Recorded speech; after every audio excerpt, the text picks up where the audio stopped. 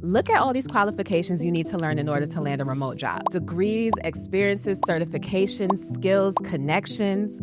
It just feels like you'll have to spend your whole life in order to catch up. But on top of that, there are all these people out there making six figures working from home, and it just makes you feel dumb. For context, I went from being unemployed for 16 months, barely surviving, to landing my first remote work from home job without any previous experience in the field. And just a little over a year later, I've already been promoted twice, both with pay raises. At first, I actually struggled quite a bit to land a remote job, just to say the least. But that was until I learned these 5 lessons that I'm gonna be sharing with you today in this video. The first lesson I'm gonna teach you is that you don't need fancy degrees or even previous experience to land a high-paying remote job. The reason why people struggle to land remote jobs is the same reason why they never learn a new language. It's because they think they can't, so they don't even try. Most people think that good remote jobs equals business degree, knowing how to code, and having years of experience. That assumption scares off hardworking, capable people who could land a job and do great in it, but never even try. I personally went to college and earned a bachelor's degree in communications and an MBA. But here's the thing, no one cared. Even with both of those degrees, I wasn't getting interviews. Employers really just care if you can do the job and do it better than the other candidates. I learned this the hard way when I discovered that experience and results matter way more than education. Think about it. Why would employers care if someone has a degree or not if their education doesn't help them do the job? The second lesson I'm going to teach you is learn to focus on only one job title. This is a common mistake people make. You'll see people graduate with business or marketing degrees and randomly apply to any and all entry-level positions. They never get any callbacks and wonder why. I personally fell victim to this myself. But if you instead focused on just one job and became the perfect candidate for that job, then your application would immediately be at the top of the pile. For me, that job was tech sales.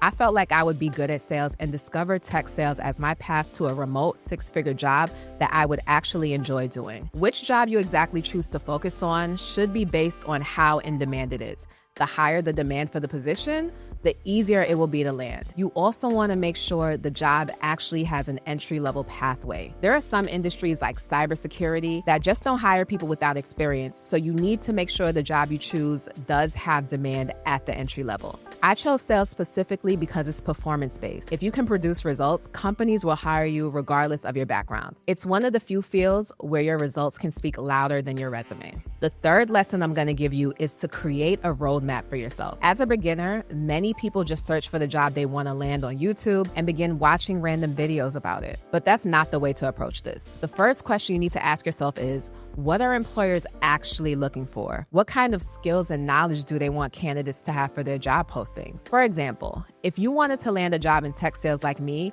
all employers are going to want you to know how to use CRM software, sales engagement software, be able to send cold emails, and be good at talking on the phone. Then you want to understand the sales process, prospecting techniques, and how to have discovery calls with potential clients. To figure out what you need to learn for your roadmap, it's actually easier than you think. You can just look up the specific entry-level job title on job boards and read through a handful of postings to see what skills and qualifications employers are looking for the most. That becomes your roadmap for what you need to learn in order to land that job.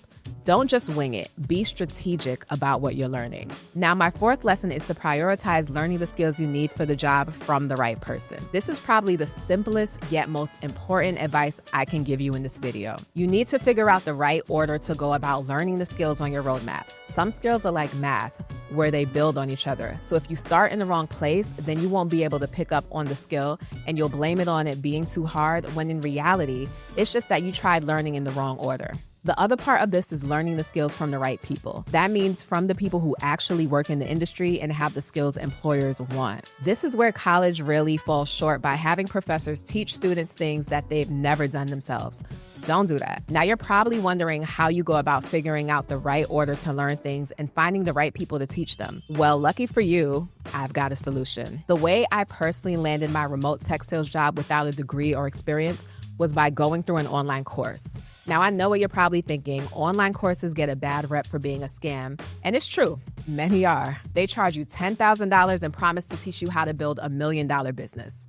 But I'm not talking about those types of online courses. I'm talking about online courses built to teach someone the specific skills to land a job. I personally chose Course Careers Tech Sales course, after seeing countless reviews from other people about how they landed tech sales jobs from it. It had everything laid out for me in the correct order and was taught by someone who actually worked in tech sales. So I knew he was teaching me what employers were looking for. All I had to do was follow along the course, and that's how I learned all of the skills I needed to land my first job. I still have detailed memories of going into my first interviews and the companies being shocked by how much I already knew about the job. It made it so easy for me to land interviews and actually do well in them. In just 2 weeks after going through Course Careers, I was able to land my current remote job. After being employed for literally 16 months, all it took was this one online course. Last but not least, the fifth lesson I want to teach you is to get used to doing hard things and not giving up. Once you follow the past 4 lessons, the only thing that will stop you from landing a high-paying job is yourself. If you never give up, then you'll eventually figure out a way to get your foot in the door and succeed. It's as simple as that. The problem is not giving up is hard.